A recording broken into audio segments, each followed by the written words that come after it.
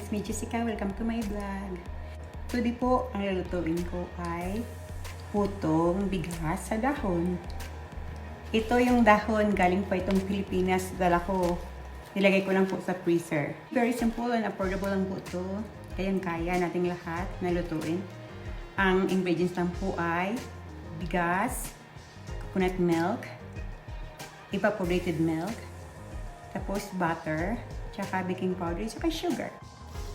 Okay guys, ito na po yung dahon kanina. Gupitin lang po natin gamit ng gunting. First, hindi muna natin pupunasan kasi frozen pa siya.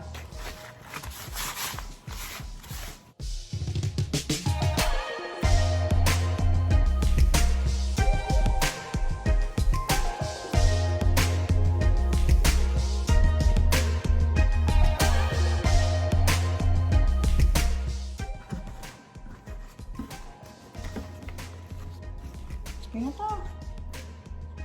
I-form lang natin yung dito, yung sa yung apat na sides.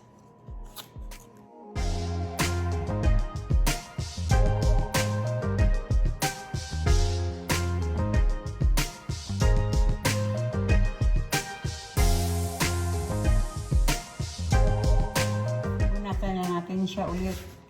Kasi kanina medyo siya frozen. Yung pag ko, so nagtutubig siya. Kaya ito.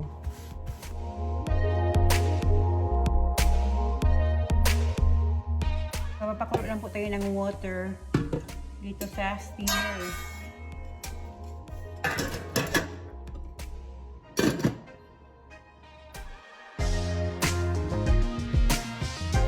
Guys, ito na po yung binabad natin na rice. Binabad ko po to ng overnight. Ayan. So, we're going to drain the water. Kasi, i-blend na natin itong bigas kasama yung mga ibang sangkap. I-blend na natin yung mga sangkap. Ayan.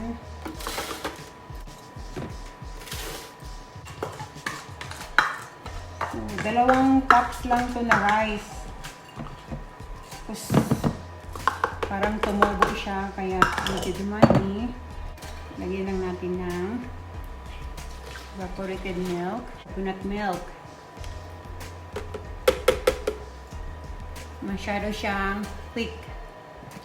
Yan. Sugar,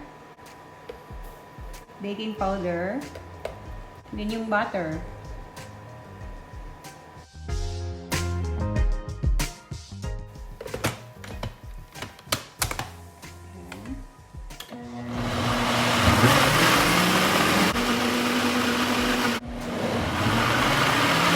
Lastly, yung malagkit powder. Alright, 1 cup.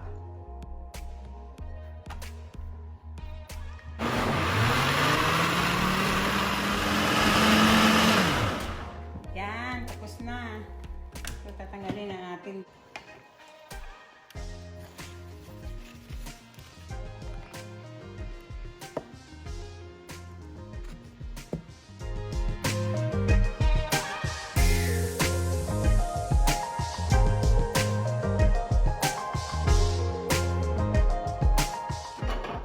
Lagayin natin yung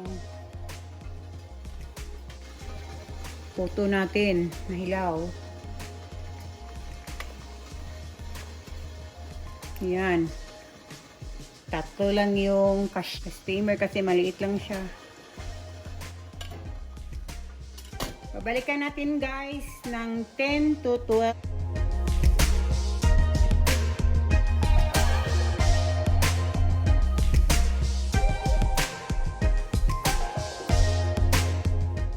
Okay, ito na yung first batch na naluto na.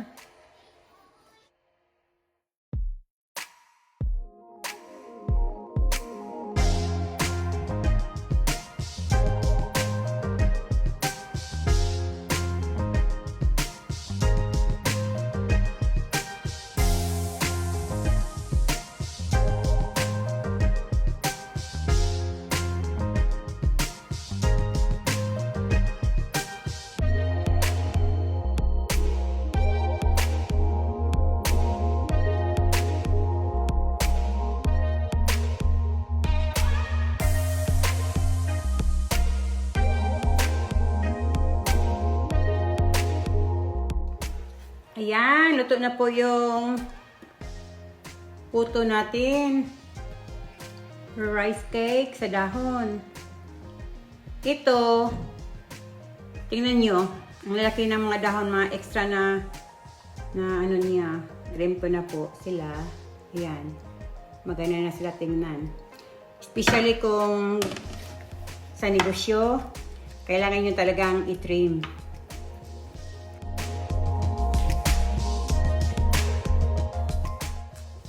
Yan, di ba? Mas maganda siya tingnan.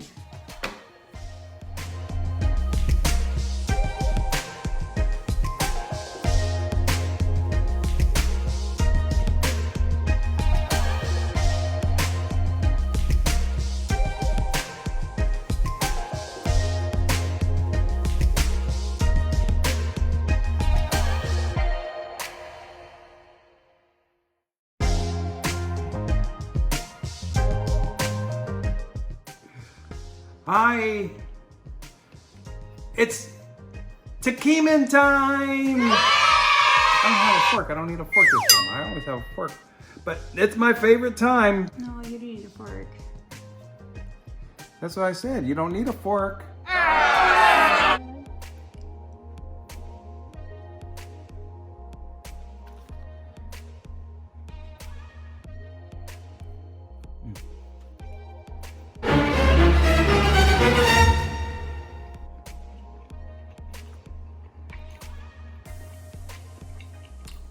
Mmm. Delicious. Fluffy. Sticky. A little bit sticky. But yeah, very good. Sarap. Lami. It's very good, baby.